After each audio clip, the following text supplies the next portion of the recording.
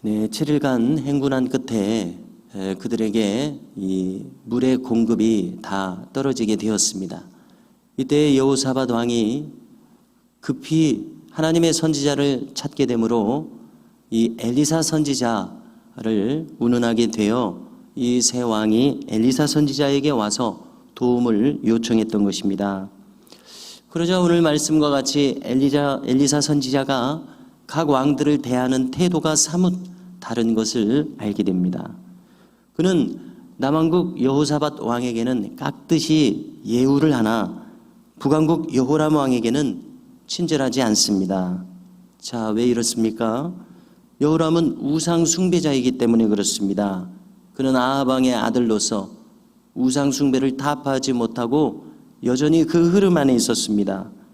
그러므로 한번 우리 자신이라고 생각해 보십시오. 우상 숭배자가 좋도록 어떻게 순순히 협조할 수가 있겠습니까? 바로 엘리사의 마음은 그와 같은 마음이었을 것입니다. 그래서 엘리사 선지자가 꾸짖어 말하기를 13절에서 나는 그대와 상관이 없는 사람입니다. 이렇게 말합니다.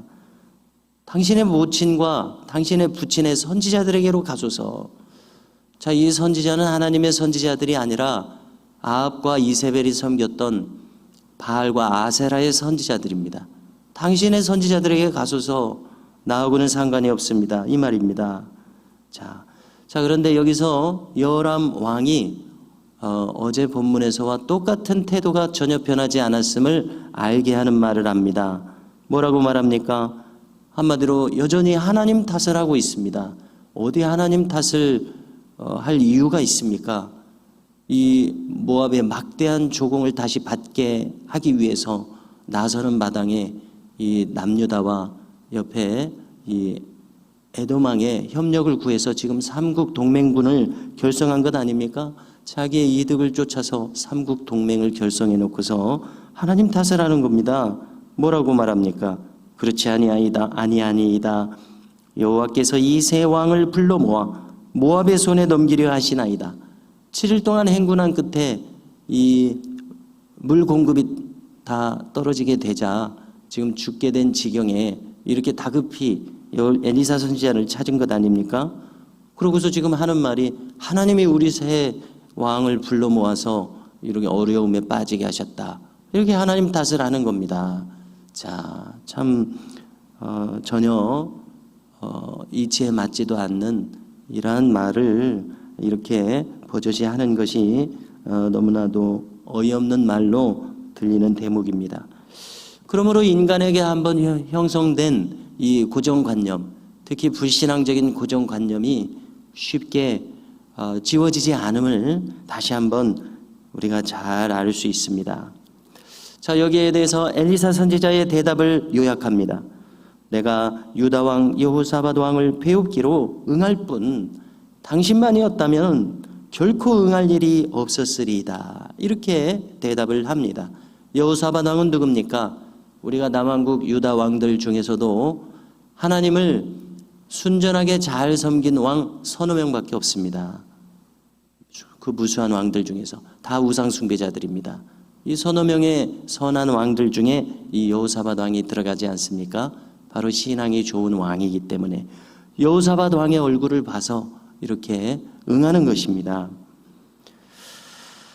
이제 엘리사 선지자는 여호사밧 왕의 얼굴을 봐서 하나님의 영감을 구하게 됩니다. 자, 그런데 참 신기한 그러한 그 장면입니다. 왜냐하면은 하나님의 영감을 구하는 기도에 들어가기 위해서 그는 한 가지 요청을 합니다. 어떤 요청입니까? 검은고 타는 자를 불러오도록 한 겁니다. 즉 검은고 연주가 흘러가는 중에 기도하며 하나님 응답을 구하겠다는 것입니다. 그래서 이러한 장면을 대하면서 마치 다윗 왕의 연주가 생각이 났습니다. 사울 왕이 악령에 시달려서 참으로 그 양신 역사라고 우리가 칭하게 되는 멀쩡했다가 그 다음에 전혀 다른 사람이 되었다가 하는 그 이중적인 행동 말입니다. 거기에 대해서 다윗이 와서 악기를 연주할 때에 이 사울 왕의 이러한 이른바 발작이 잠잠해지고 고요해지는 그러한 일이 있지 않았습니까? 그러므로 이 하나님을 찬양하는 이 연주가 사람의 영혼을 무엇인가 차분하게 만들고 안정을 주는 것을 알 수 있습니다. 그것을 연상시킵니다. 검은고 연주와 함께 하나님의 영감을 구했습니다. 이때 하나님의 응답이 임하게 되는데 그는 하나님의 말씀하시는 바를 그대로 전합니다. 여호와의 말씀이 이 골짜기에 개천을 많이 파라는 응답을 주십니다. 이렇게 대답을 하는 겁니다. 그리고 이어서 하나님은 무슨 말씀을 주시냐면은 너희가 바람도 보지 못할 것이다. 비도 보지 못할 것이다. 그러나 너희가 판 개천에 물이 가득하게 되는 것을 보게 될 것이다. 그래서 너희와 너희 가축과 짐승이 마시리라. 이러한 응답이 임했던 것입니다. 이뿐만이 아닙니다. 이어서 선지자는 전하기를 그런데 이것이 다가 아닙니다. 이것은 여호와 보시기에 작은 일입니다. 이어서 하나님께서는 모압을 당신들의 손에 붙이사 큰 승리를 주실 것입니다. 이렇게 장차의 전황에 대해서도 예언의 말씀이 주어집니다. 자, 이와 같은 상황을 대하면서 우리가 참고할 것이 하나 있습니다. 이 중동의 사막지대에는 와디라고 하는 마른 강이 있습니다. 이 강은 사막이기에 물이 없습니다. 그러나 계곡이 형성되어 있습니다. 그런데 이 마른 강에 물이 차게 되는 경우가 있게 되는데 그것은 비가 왔을 때입니다. 비가 오면 이 사막의 물들이 이 와디 계곡으로 흘러들어서 잠깐 강이 되는 것입니다. 그래서 우리가 성경에서도 그 사사시대에 잠깐 한순간 비가 오게 해서 저 기손강이 그 갈멜산에 이스라엘 평원에 미디안이 쳐들어왔을 때에 기손강 물이 잠깐 범람하게 해서 그 철병가가 모두 이 뻘이 되게 해서 뻘에 묻혀서 갑자기 승리하게 되는 그러한 일이 있지 않았습니까? 이러한 비슷한 일은 세계 역사 속에도 있습니다. 공교롭게도 저 나폴레옹이 타국을 침공할 때에 그 포대를 이끌고 침공을 하는데 이 바퀴가 갑자기 이른 아침에 비가 와서 거기가 뻘뻘밭이 돼서 바퀴가 지나갈 수 없게 돼가지고 갑자기 패배하는 그러한 역사적인 순간들도 있었습니다. 바로 그러한 것들이 연상되는 그러한 일인데요. 자, 이제 이 일이 어떻게 되었겠습니까? 다음날 아침이 되었습니다. 물이 에돔 쪽으로부터 흘러와서 그 땅에 가득하게 됩니다. 즉 그 지역에 비가 온 것은 아니지만 바람도 분 것은 아니지만 저쪽 상류 쪽에 잠깐이라도 비가 오게 하신다면은 거기서 물이 흘러 들어와서 여기 계곡이 돼서 물이 차고 넘치는 그러한 일이 있게 되는 것인데 자, 이러한 일이 벌어지게 된 것입니다. 자, 이때 또 특별하고 신비한 장면이 펼쳐집니다. 마침 이 아침이 되었을 때 저 모압 사람들은 온 군대가 이 이스라엘 삼국 진영을 주목하면서 경계하고 있었습니다. 그런데 아침에 일어나서 그들이 보니까 이 이스라엘 진영에 물이 가득한데 아침 햇볕이 비칠 것 아닙니까? 그리고 사막의 이 붉은 사막 모래 이러한 것들이 어우러져서 그들이 바라볼 때에 지금 급하게 형성된 이 물이 핏빛으로 붉게 타오르는 것입니다. 그래서 그들은 판단했습니다.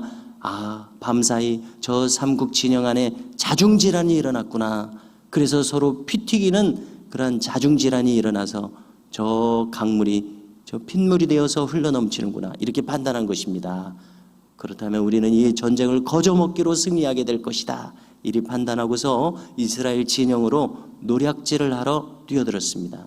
자, 그런데 그것은 착시현상 아니었습니까? 그래서 이스라엘 군들이 즉시 일어나서 응대함으로 모압군은 패배하여 흩어지게 되었다. 이런 이야기입니다. 그래서 온 성읍을 도륙하는 이러한 큰 승리를 얻게 되었습니다. 자, 그러나 이때 또 다른 장면이 있습니다. 모압 왕 측에서 전세가 급히 불리해진 것 아닙니까? 그래서 특별한 행동을 합니다. 에돔 왕 쪽으로 돌격대를 만들어서 타겟책을 마련하고자 하지만은 실패하고 이어서 번제를 드립니다. 세자를 불러서 세자를 번제로 드렸는지 그를 불러서 번제를 드리게 했는지는 모르겠습니다만은 이 일을 통해서 이스라엘에게 크게 반격할 그러한 기회를 가지게 됩니다. 그래서 이어지는 장면은 각기 고국으로 돌아가게 만듭니다. 그러므로 우리는 이 전쟁이 이스라엘이 완전히 승리하는 완전한 완승의 전쟁이 아니라 반쪽짜리 승리임을 알 수 있습니다.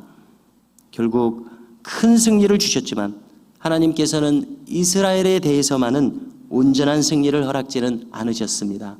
우리는 이것을 어떻게 해석하게 됩니까? 저들은 우상 숭배자들입니다. 이 전쟁도 자기들의 이익을 위해서 일으켰습니다. 거기에 하나님께서 손을 들어주실 필요가 없는 것이지요. 그렇게 생각이 됩니다. 그러므로 우리는 이 일에 하나님의 공의가 여기 있음을 생각하게 됩니다.